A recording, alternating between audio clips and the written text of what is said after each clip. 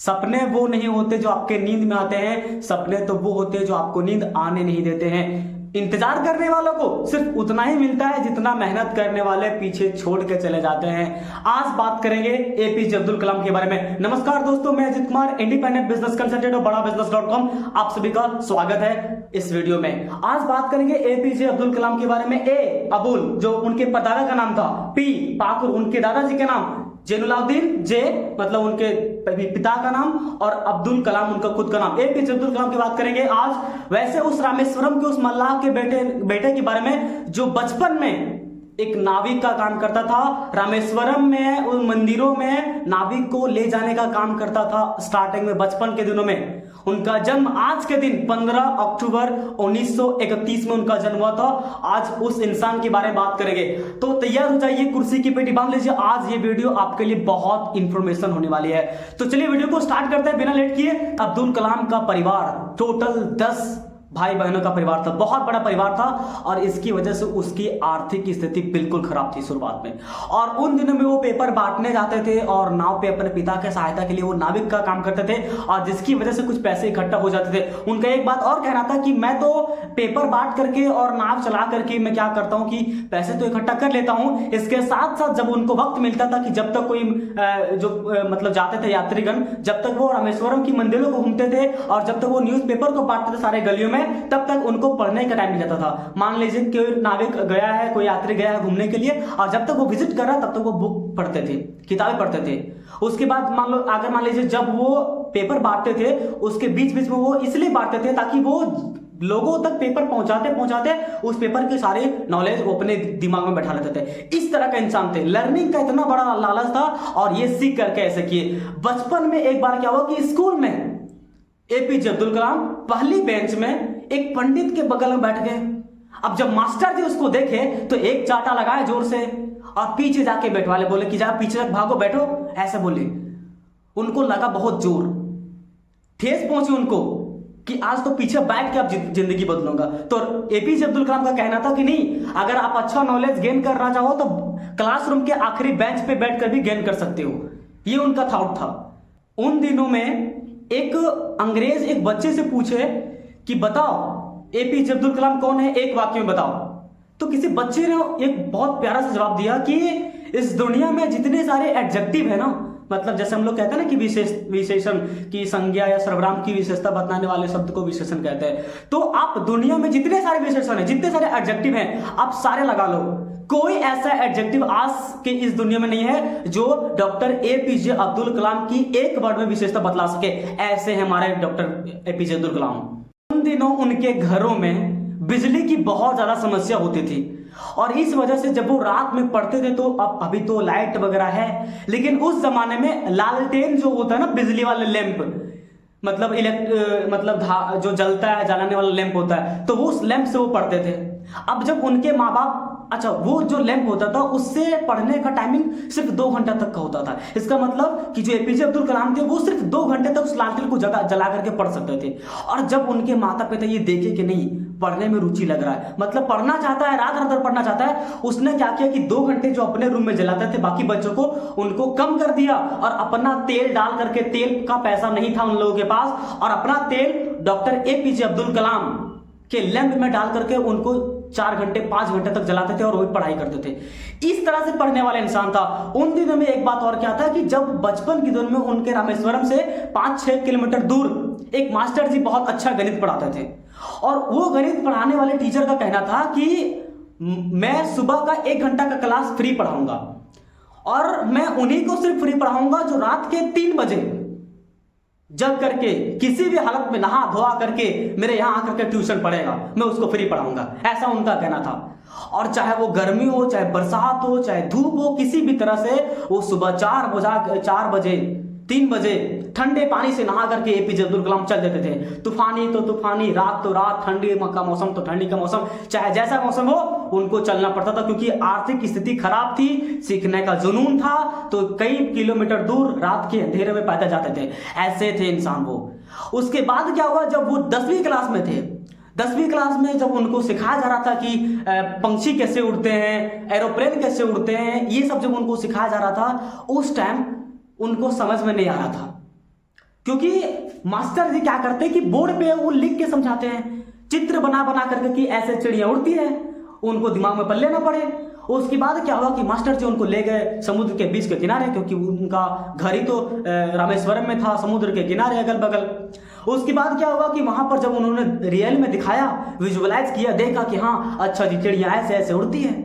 उसके बाद क्या किया, जब उन्होंने ऐसे ऐसे उड़ती उनको दिखाई दिया, वो चीज वो समझे, क्योंकि क्लास 10th में थे, पढ़ रहे थे। उसके बाद उनके मन में ये चीज जागा कि नहीं, उड़ने वाला कुछ चीज बनाया जा सकता है, उड़ने वाला कोई चीज बनाया जा सकता है। ये उनके दिमाग में स्पार्क किया।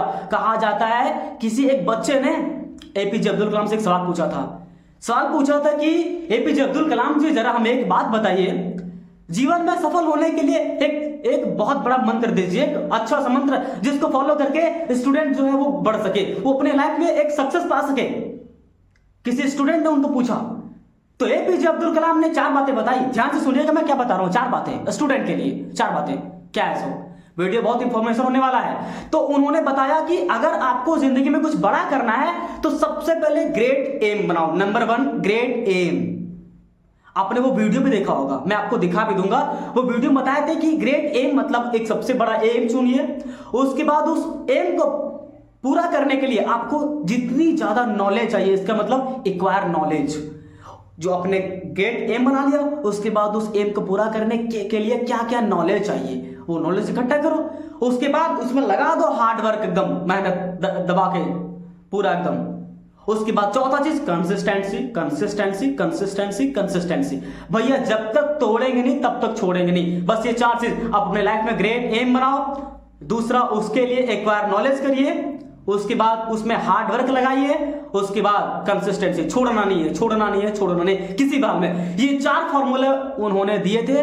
बहुत ही ताबड़तोड़ तरीके से लोग इस प्रिंसिपल को फॉलो करके अपनी जिंदगी को बेहतर बदल रहे हैं। वैसे इंसान थे। उन दिनों में 10वीं क्लास से निकलने के बाद, स्कूल से निकलने के बाद उन्होंने फैसला लिया कि हम देश का एक अच्छा यूनिवर्सिटी, एक अच्छा इंस्टीट्यूट जो मद्रास इंस्टीट्यूट ऑफ टेक्नोलॉजी था, उस वक्त वहां पर उन्होंने अपना दाखिला लेने को सोचा, निर्णय किया।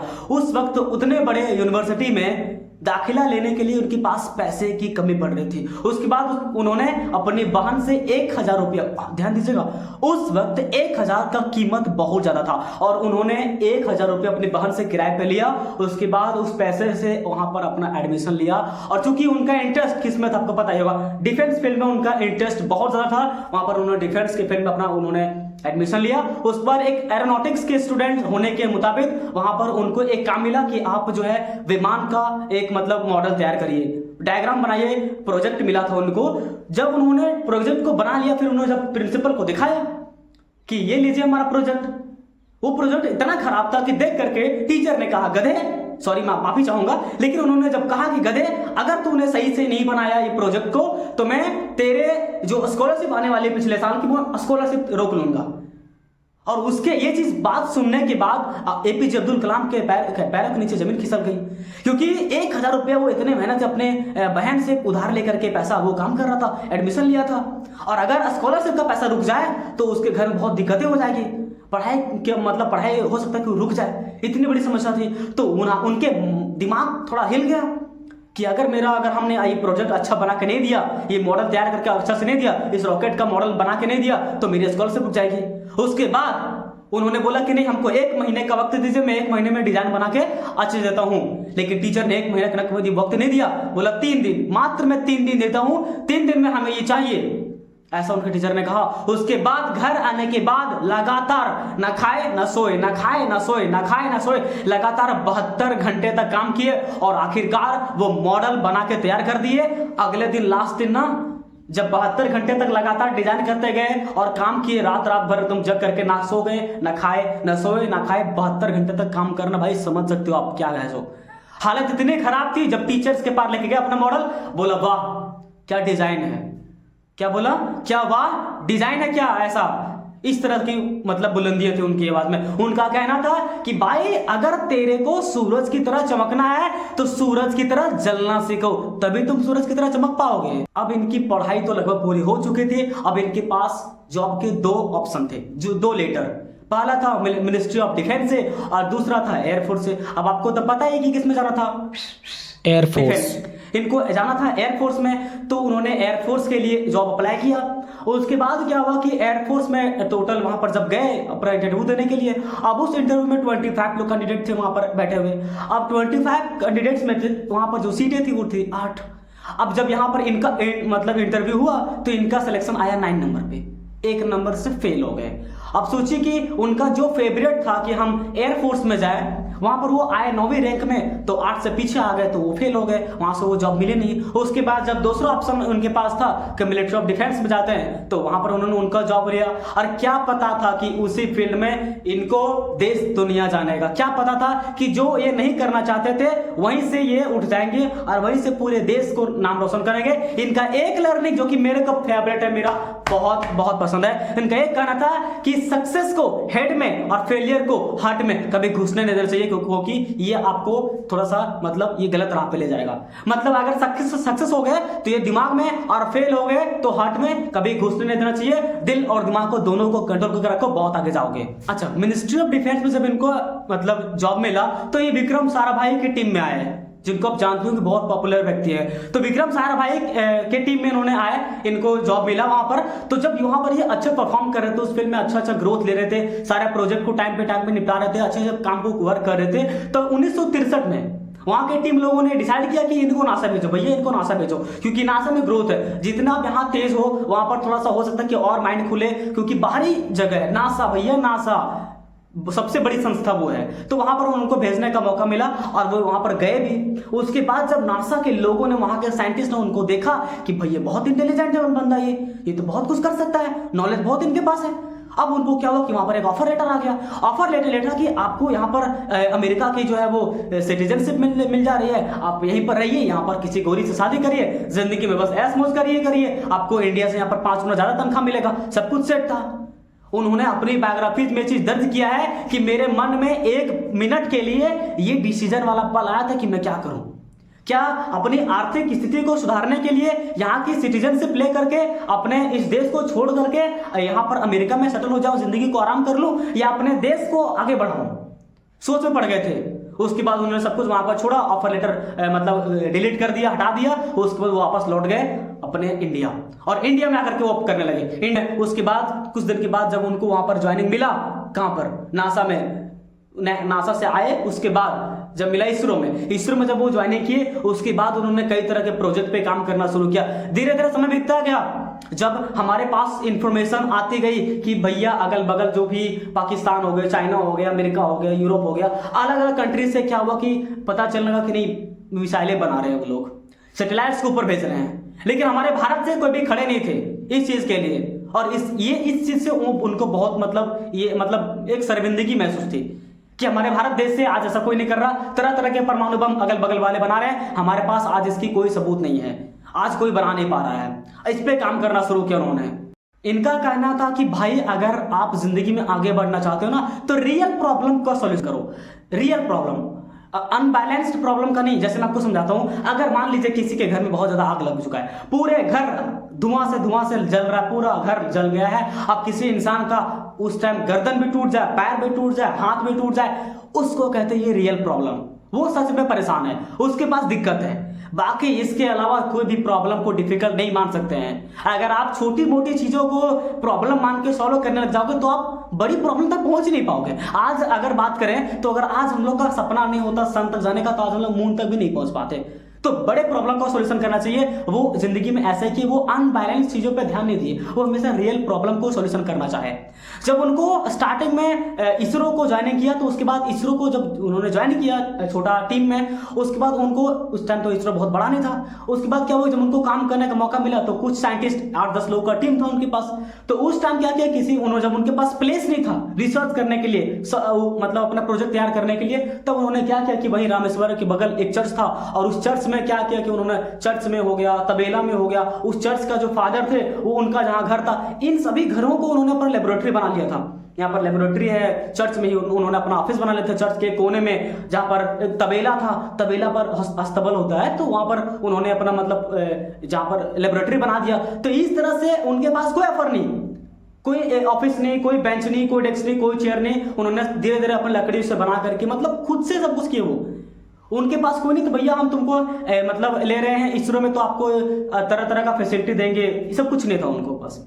ऐसे नॉर्मल उनको दिया गया, आप खुद से करिए। उसके बाद वहां से ऐसे जगह से, ऐसे अस्तबल से, ऐसे चर्च से, वहीं अमेश्वरों के बगल में उन्होंने शुरुआत किया और धीरे धीरे वहां से मिसाइलें बनाना शुरू किया। उसके बाद उन्होंने जब मिसाइलें बनाना शुरू किया तो उनके मित्रों ने, उनके साथ जो साइंटिस्ट लोग थे, उन्होंने साइकिल पे, बैलगाड़ियों पे मिसाइलों के अलग अलग पार्ट्स को एक जगह से दूसरे जगह ले जा करके और समुद्र के किनारे उन्होंने खड़ा करना शुरू किया। आपने वो फोटो आपने देखा होगा, सोशल मीडिया पे फोटो चलती रहती है कि उनका बचपन का फोटो साइकिलें पर, बैलगाड़ी पर, मतलब कंधे पे उठा उठा करके जो मिसाइल का हर एक पार्ट को ले ले करके उन्होंने वहां पर सजा करके बहुत इस तरह से बड़ा वो करते थे और वहां से शुरुआत किया। उसके बाद उन्होंने इंडिया का फर्स्ट मिसाइल जो कि 1963 में उन्होंने बनाकर तैयार किया, बहुत फेमस हो गया। उस टाइम तक वो बहुत पॉपुलर थे क्योंकि इंडिया का पहला साउंडिंग रॉकेट बनाने के पहला वो साउंडिंग मिसाइल बनाकर तैयार कर चुके थे। वो अपने काम में 18 घंटे काम करते थे अपने जीवन काल में, 18 घंटे 365 दिन, कोई छुट्टी नहीं। 300 लीप ईयर में 366 दिन काम करते थे। सिर्फ 2 बार छुट्टी लेते, एक अपने माँ के डेथ पे और एक पिता के डेथ पे, सिर्फ 2 दिन छुट्टी लिया। उसके बाद ना संडे, ना सैटरडे, ना हॉलीडे, ना दुर्गा पूजा, ना 15 अगस्त, ना 26 जनवरी, किसी दिन उन्होंने अपना काम से छुट्टी लिया। हमेशा ऑफिस में सबको काम करते, ऑफिस में रहते, ऑफिस में जो काम करना होता वहीं पे 18 घंटे। इतने मशगूल हो गए अपने काम को करते हुए, इतने व्यस्त हो गए, उनकी सगाई फिक्स हो गई। सगाई फिक्स होने के बाद 30-32 साल में उनकी सगाई फिक्स हुई थी। उसके बाद वो उनको मतलब सारे लोग तैयारी पे थे कि भैया अब्दुल कलाम आएंगे, शादी होगी, एंगेजमेंट होगा। कुछ नहीं, वहां एपीजे अब्दुल कलाम मशीन बनाते रहे, अपना काम में व्यस्त थे, किसी को कुछ पता नहीं। वो इतने व्यस्त हो गए कि वो अपनी सगाई में जाना भूल गए। ऐसे इंसान, ऐसे जिनको अपने काम से लगा होता था, जिनको अपने काम से लगा हो गया, वो बाकी चीज से लगा हो ही नहीं सकता, ऐसे इंसान थे वो। जब 1969 ईस्वी में जब एपीजे अब्दुल कलाम को इसरो का डायरेक्टर बनाया गया, इसरो का डायरेक्टर उनको अपॉइंट किया गया, उसके बाद उन्होंने ये सोचा कि क्यों नहीं कि एसएलवी और पीएसएलवी को एक साथ हम लोग मतलब बनाए, एक साथ लॉन्च करें। एसएलवी क्या होता है? सैटेलाइट लॉन्च व्हीकल, जिसका फुल फॉर्म होता है। इसका मतलब जैसे मान लीजिए अगर एक होता है बंदूक, एक बंदूक होता है और उसमें से गन निकलती है, मतलब गन होता है, उसमें जो बुलेट होती है वो निकलता है। तो एक होता है कि बुलेट जो निकलता है वो, और एक जो हथियार है हमारे पास गन, जिसके थ्रू से निकलता है। तो रॉकेट हम लोग इस तरह से भेजते हैं कि हमारा रॉकेट है, अब रॉकेट से तो जो निकलेगा सैटेलाइट वो सैटेलाइट है, अब जो रॉकेट है तो वो दोनों, तो एक हो गया पीएसएलवी, एक हो गया एसएलवी। तो हम लोग को क्या करना, वो सोचते हैं कि अगर हम एसएलवी बनाएंगे तो उसमें 1 रुपया मतलब लगेगा और पीएसएलवी बनाएंगे उसमें 1 रुपया लगेगा। अब क्या करते हैं कि हम इन दोनों को जोड़ के 2 रुपये लगेगा। अब क्या करते हैं, कुछ ऐसा करते हैं कि दोनों को जोड़ के जो 2 रुपये लग रहा है उसको हम 1 रुपया 20 पैसे में, 1 रुपया 50 पैसे में बनाएंगे और 50 पैसे में बचा लेंगे। ये देश के बचाने में काम करते थे। इस तरह से उन्होंने दोनों प्रोजेक्ट को एक साथ मिला के काम करना शुरू किया। और इसके लिए जब उनके पास फंड कम था, उसके बाद उन्होंने डॉक्टर इंदिरा गांधी, श्रीमती इंदिरा गांधी से उन्होंने जब फंड मांगा तो उन्होंने पब्लिकली मना कर दिया। लेकिन हाँ, पर्सनली उन्होंने कुछ मदद की, कुछ फंड उनको दिया कि आप ये प्रोजेक्ट को शुरू करिए, क्योंकि उस टाइम पैसा वहां पर नहीं था। तो उन्होंने पब्लिकली मना कर दिया था, लेकिन फिर उन्होंने पर्सनली उनको सपोर्ट किया कि आप लीजिए, आप काम शुरू करिए। उसके बाद उन्होंने वहां से 1969 से लेकर 1979 ईस्वी तक 10 सालों तक लगातार काम किए, एकदम बिना रुके लगातार काम किए। उसके बाद उन्होंने फर्स्ट फिर वहां से लॉन्च किया उस SLV-3 को, लेकिन फिर क्या था कि वहां पर फेल हो गया मिशन। 10 साल का मेहनत बेकार हो गया, वहां पर पूरा फेल हो गया। उनको फिर एक बात समझ में आई, मैं आपको बताता हूं क्या बात थी। उनके बाद जब वहां पर यह पूरा मतलब, क्योंकि देश पूरा देख रहा था उनको, पूरी दुनिया उनको देख रही थी मीडिया पे कि भैया अपने इतना पैसा लेके बर्बाद क्यों कर दिया, कि अपना पैसा था तो समझते, ऐसे वैसे उनके पास कई तरह की क्वेश्चन आने लगे। मीडिया वाले कई तरह से परेशान करने लगे कि इतना पैसा लेकर के आप बर्बाद कर दिए, 10 साल का मेहनत कुछ नहीं किए, ऐसे वैसे सवाल का जवाब आने लगे। और जब वो पूरा परेशान थे, अच्छा उसके बाद जब उनको वहां का जो डायरेक्टर थे, उनके लीडर थे, तो लीडर जब उनको बोले कि चलो भाई एपीजे अब्दुल कलाम बाहर मीडिया वेट कर रही है, तो कुछ सवाल जवाब करना है, क्योंकि मीडिया वाले आए थे। उसके बाद उनको और टेंशन हो गई कि भैया हम क्या जवाब देंगे मीडिया वालों को हम, क्योंकि हमने तो नुकसान किया है, हमने तो 10 साल का मेहनत बेकार कर दिया है, क्या जवाब देंगे अब। जब उन्होंने बाहर गए, चेयर पे बैठे, थोड़ा सा मतलब उनको लगा कि अब मैं क्या जवाब दूंगा। उसके बाद जब मीडिया वाले सवाल करना शुरू किए तो उनके जो लीडर थे ना, वो अपना माइक अपने तरफ ले लिए, अपने तरफ लेकर के ये बोले कि इतना दिन का मेहनत इनके हाथ में है, ये टीम बहुत ताबड़तोड़ काम कर सकती है। अगले 1 साल में ये फिर से खड़ा करेंगे वही रॉकेट और फिर से लॉन्च करेंगे, उस टाइम सफल हो करके दिखाएंगे। वो इतना उन्होंने बोला और पूरे टीम के अंदर पूरा एनर्जेटिक, अब भाई पूरा टीम के अंदर एनर्जी भर दिया। उसके बाद ये चीज बोल के एपीजे अब्दुल कलाम पूरा खुश, अरे वाह 1 साल का और वक्त मिला है। और उसी 1 साल में फिर से उन्होंने लगा दिया पूरे टीम की मेहनत और 1 साल के अंदर फिर से उन्होंने इस रॉकेट को लॉन्च किया और वाकई में यहाँ पर वो उन्होंने सफलतापूर्वक दिखा दी। और फिर वही जगह, वही स्टेडियम, वही रूप, वही मीडिया, वही ऑडियंस, सब कुछ। और अब आके चेयर पे बैठे, अब जो उनके लीडर थे, उनके टीम के जो मतलब लीडर थे, अब उन्होंने माइक जो दे दिए एपीजे अब्दुल कलाम को, भैया आप बोलो, भैया मैं उस टाइम फेल था तो अब मैं बोला था, अब सफल हो गए तो आप बोलो क्या बोलोगे। सो उसके बाद वहां पर एपीजे अब्दुल कलाम को एक लर्निंग मिली कि भैया अगर एक आप टीम हैंडल कर रहे हो ना, तो जब भी आप एक टीम हैंडल करो तो आप समझ जाओ कि अगर कोई हमारी टीम में फेल हुआ है, हमारी टीम में कोई भी गलती हुआ है तो मेरी गलती है, मेरी गलती, पर्सनली मेरी गलती। लेकिन अगर मान लो हमारे टीम में कोई अच्छा हुआ, कुछ सफल काम हुआ, तो मेरे टीम पे जाता क्रेडिट। जो इस इंसान में ये ताकत होती ना कि भैया गलती है तो मेरी है, और अगर अच्छा हुआ, सफल हो गए तो मेरे टीम के लोगों ने किया है। यहां पर ये चीज समझना है कि ये इसको कहते हैं लीडरशिप। दैट्स अ लीडरशिप, ये लीडरशिप की क्वालिटी है। उसके बाद एपीजे अब्दुल कलाम का कहना था कि भैया कुछ भी कर लो जिंदगी में, फेल कभी कोई इंसान नहीं होता है, फेल कभी नहीं होता है। फेल का मतलब है फर्स्ट अटेम्प्ट इन लर्निंग, भैया सीखने का पहला मौका होता है। कभी भी कोई इंसान ना फेल होता ही नहीं है, या तो उसको एक्सपीरियंस मिल रहा है या तो वो पास हो जाएगा, फेल तो कभी होता ही नहीं है। ये उनका बहुत बड़ा लर्निंग था भैया, हजारों लर्निंग उनकी बायोग्राफी से भरी पड़ी है, पढ़ो, उनके बारे में जानो, समझो। सोशल मीडिया पर रील्स चलाने से कुछ नहीं होगा, आपको इंफॉर्मेशन चीज से और ऐसे लोगों से सीखने की बहुत सख्त जरूरत है, तभी आप देश में कुछ कर पाओगे। और हाँ, मैं एक बात वीडियो के एंड में बोलना चाहूंगा, आप जिंदगी में कुछ भी करो, कुछ भी करो, देश में अपना नहीं, दुनिया में देश का नाम करना। तो आज की वीडियो को एंड करते हैं, और अगर वीडियो अच्छा लगा हो ना तो शेयर करिए अपने हर एक दोस्तों मित्रों के पास और पूरा फैला दीजिए देश में इस वीडियो को। और अगर चैनल को सब्सक्राइब अभी तक नहीं किया तो सब्सक्राइब करिए, बहुत सपोर्ट करिए, जितना ज्यादा हो सके आपके लिए हमेशा तैयार रहते हैं। आप कमेंट करिए आपको किस चीज पे वीडियो चाहिए, मैं आपके लिए हमेशा तत्पर रहूंगा। पूरा वीडियो देखने के लिए, चैनल को सब्सक्राइब करने के लिए, शेयर करने के लिए, लाइक करने के लिए आप सभी का प्रेम पूर्वक बहुत बहुत धन्यवाद।